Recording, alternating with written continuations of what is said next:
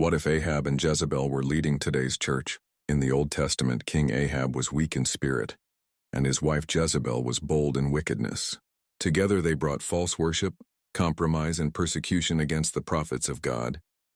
1 Kings 21:25 says, "But there was none like unto Ahab, which did sell himself to work wickedness in the sight of the Lord, whom Jezebel his wife stirred up." Their rule was marked by idolatry, manipulation, and silencing the voice of truth. Now what if that same spirit was leading today's church? Picture it. Ahab represents weak leadership, men who love position but refuse responsibility.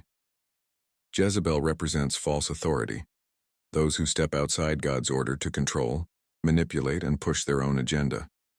Together they create a religion that looks powerful on the outside, but is empty of God's presence on the inside. In Elijah's day, Jezebel cut off the prophets of the Lord and raised up her own.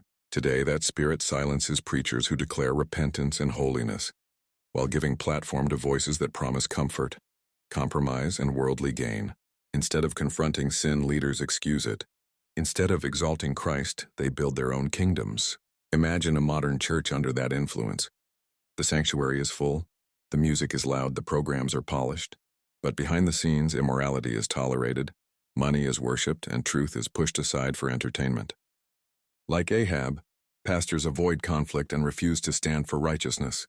Like Jezebel, influencers and personalities take control, steering the people toward idolatry disguised as worship. But God always raises up an Elijah.